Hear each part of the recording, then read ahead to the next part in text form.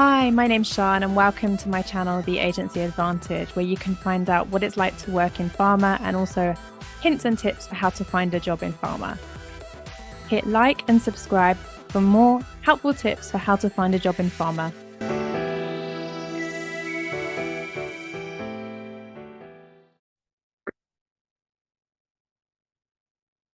Hi everyone. I am so excited today because I've got the wonderful Abi Stevenson on the podcast who's going to talk about her role in health economics and outcomes research, or HEOR. This is something that I find really interesting as somebody who's working on a master's at the moment in pharmacoeconomics. So welcome, Abi. Thanks so much, Abi, for joining the podcast. I'm really happy to have you. I'm really intrigued to find out more about health economic outcomes research and market access. So tell me a little bit about yourself and your background. How did you get into health economics and outcomes research, HEOR? My name's Abi Stevenson. So I live and work in Manchester, UK. I work for a company called Chiesi Rare Disease. It's a mid-sized pharma. I'm now a senior manager in the global health economics and outcomes research team. So I've been in this role about a year and in the market access team in the UK affiliate. So I've only worked in pharma about 3 years. And prior to that, I worked in a medcoms agency, a health economics agency, but also I did a stint in the public sector working for NICE. So I kind of weave my way into HEOR. It wasn't a definite, oh, this is where I want to be. So I'm originally a scientist by background, and then I left to do medical writing. I always found the kind of value part of the medical writing really interesting. We had some brilliant KOLs, and I worked on quite a few projects with that. And then because NICE is local to me in Manchester, I had a few people that worked at NICE. So I moved into the public sector, but that's where I got kind of on-the-job training in health economics for a couple of years, and then kind of more specialised in that health economics consultancy. So I don't have a PhD in health economics or a master's in health economics. It's kind of more on the job experience, which I think, you can either go down the more qualifications route. There's some really great masters, especially here in the UK, but in other countries, or the experience route.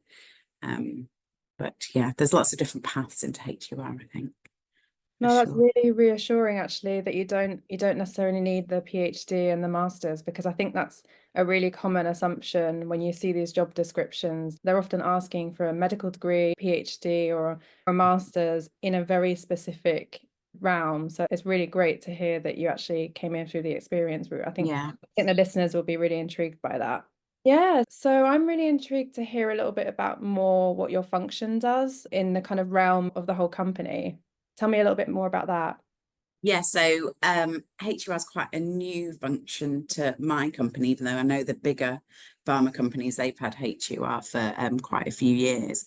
So previously, this role was kind of shared between market access and medical, but this function has been built up in our company to really provide the economic evidence that we need to show the value of our products to healthcare decision makers. So I work in rare disease, where the products are often very high cost, and then the clinical data is often emerging. So you really need to do that kind of economic modelling to prove to payers, so health technology assessment bodies like NICE, that our drugs are worth paying for. So looking at kind of cost benefit analysis, cost effectiveness analysis, budget impact analysis. So so a lot of those HTA markets in Europe, you need those analyses to get onto the market. So that's why companies are building up their HEOR teams, I think, as it's more and more required with the financial constraints coming on in healthcare markets, even in the US. So would you say your department is expanding, or at the moment, or are you at the level of where you're going to stay? Yeah, I think it's expanded over the past few years, and it's setting up the global function. So although the individual local teams need to do their own analyses, it's making sure they've got the models that they need, giving them a helping hand through their putting together the reimbursement dossiers, and making sure they're prepared with the arguments that they need when they're doing those local negotiations. So we definitely need people on the ground. So those local teams really know their markets the best, but it's being able to provide them with the evidence that they need, like handing it over to them, and then they can use it locally. That sounds great. So I have a question. Where does your function actually sit? Is it in medical or commercial? Because this seems to vary depending on the company. And who are you Yeah, no, working with as well? Like, on which function are you the most closely working with, would you say? yeah, no, that's a really good question. So the thing I like about HER, it's we have to work with loads of different functions, and it's a really collaborative role. In our company, HER did sit in medical for quite a few years because we were seen as evidence generating, so providing that economic evidence. We produce publications, but then our audience is really payers, and it's the market access teams that need all our deliverables. So we've actually been back into market access. So even though we're not seen as commercial, it's because we need to work, I think, most closely with the market access teams, but we still need that bridge back into medical because we need the clinical data as well as the economic data.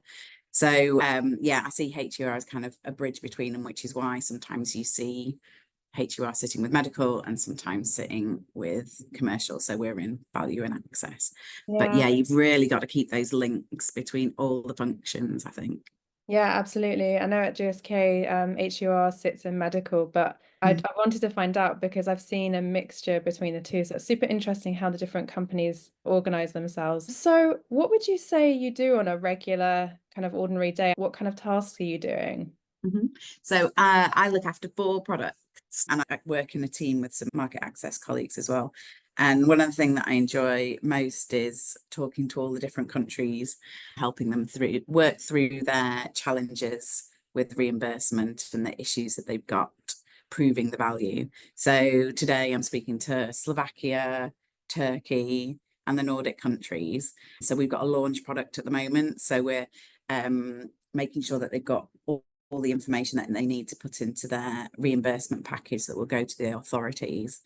And one thing, so I've prepared the global model, which is a cost effectiveness model, and then that will be given to the countries for them to adapt locally. So we're doing a webinar to help them walk them through the model, the kind of questions that we've had from other authorities like NICE, and providing a Q&A forum to ask them, and then we'll record that, and then they've got that as a resource, and then if they need to ask additional questions they come to us, but it's all getting that package for them so they're well prepared when they do their own submissions.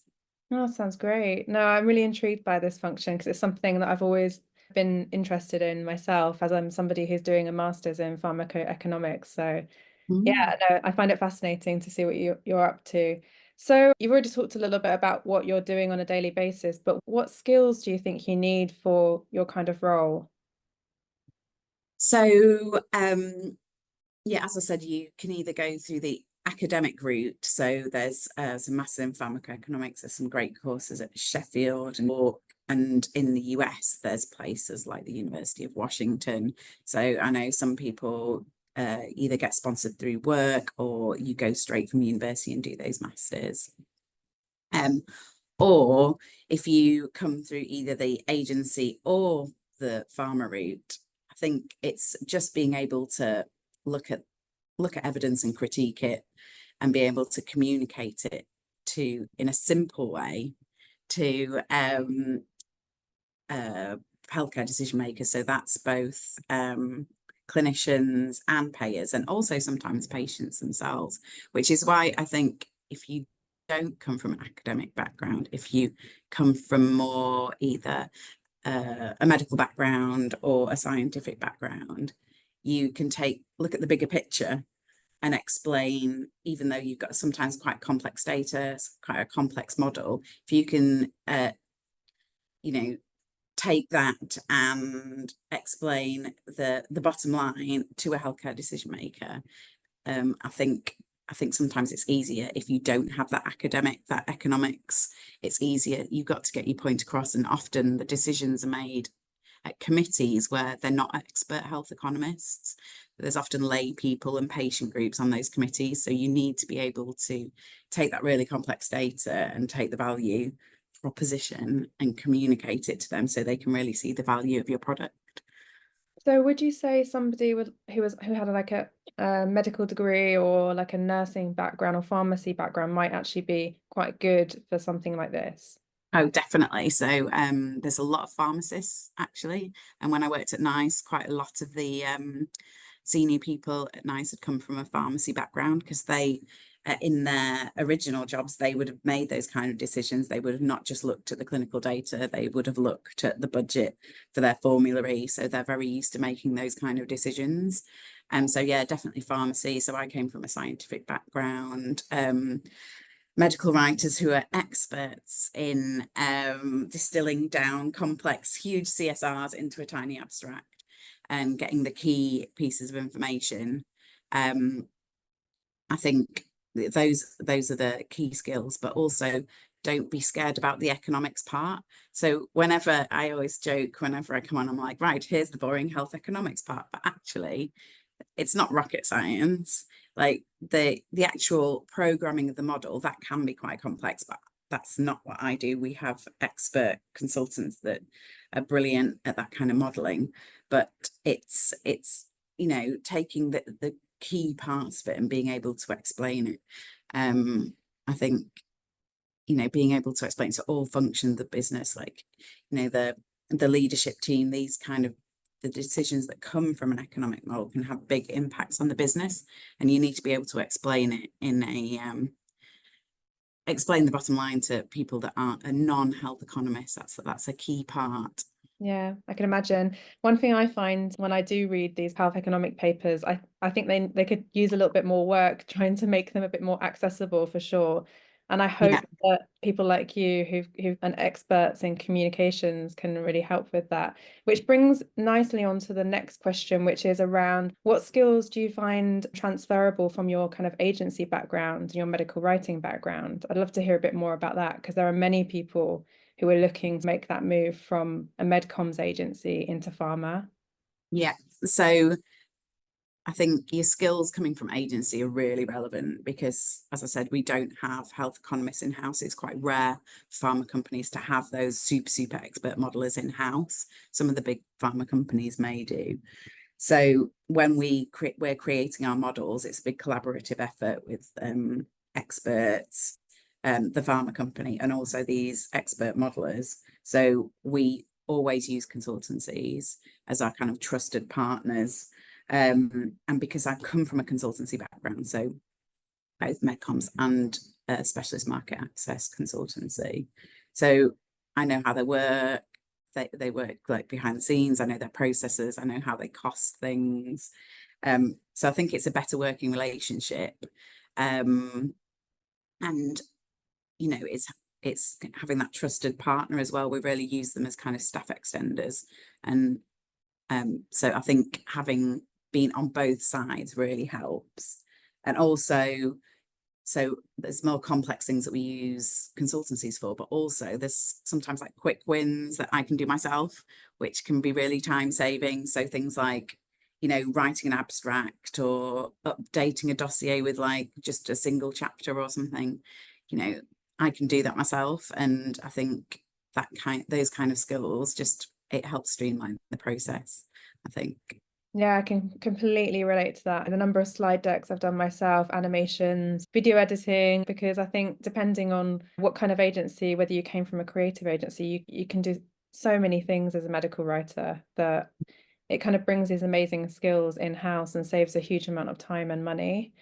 So I think we touched on it a little bit anyway, but would you say that, especially at Chiesi, because I think it varies company by company, do you need qualifications or are they kind of expected? Or it looks like not because you're coming in brilliantly with that kind of more practical hands-on experience. Yeah, so I think for the HEOR, often it says in a job advert, a PhD or master's in health economics. But I think if you had relevant experience, I don't think that would be needed. I think for some of the bigger companies, if you wanted to be, head of health economics, I think, you may need a more formal qualification. However, if you had experience at NICE or some of the more specialised health economic consultancies, they are very academic. They've got expert economists that often come from academia themselves. I think as long as you could show your experience, I think you wouldn't need that.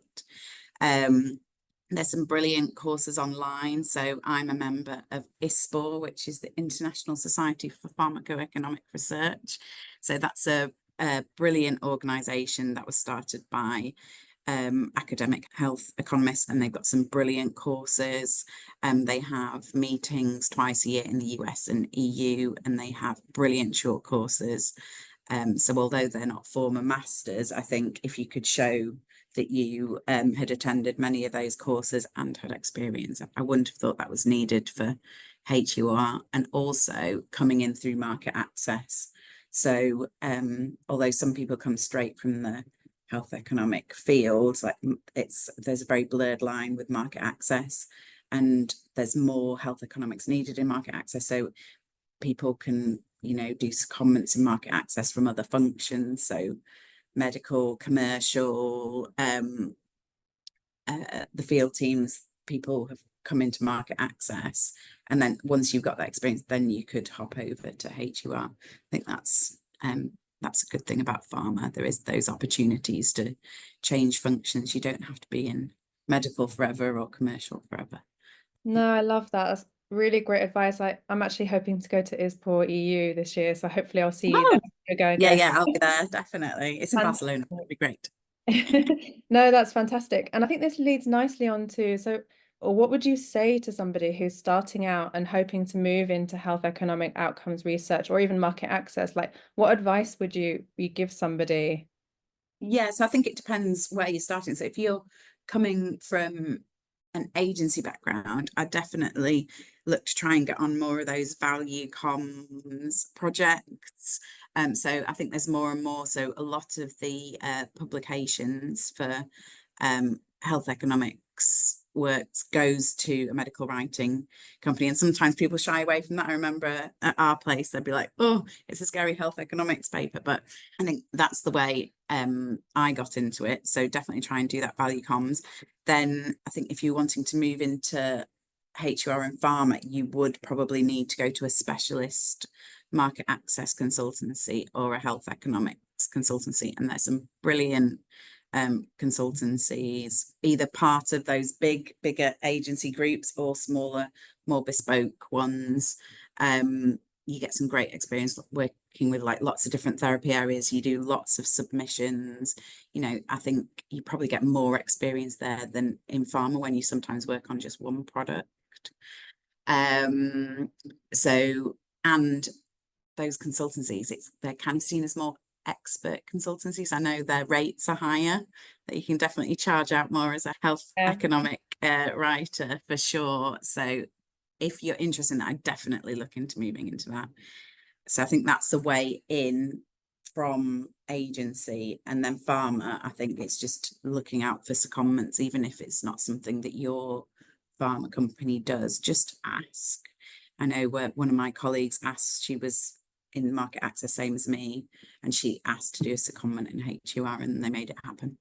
This is a great point, because I'm not sure that there are so many secondments in my company, but what I have been thinking about is actually asking if I could work on one small project and getting permission from my manager, because I'm sure that's possible. If it was sort of 10 or 20% of your time, you can negotiate. And if it's going to benefit your department in some way, then I think there's so many possibilities. Yeah, I'm sure the HEOR team would love that. Yeah. Exactly. So I just want to say absolutely huge thank you so much. It's been wonderful to talk. I know we know each other and we've worked together in the past, but I've learned such a huge amount just in this short space of time, and I'm sure my listeners will too, and I'm sure they'll really value it. Just thank you so much for coming on today. I really appreciate it. Oh, thank you for the invite. And I can talk about health economics all day. I'm sure you could. Hit like and subscribe for more helpful tips for how to find a job in pharma.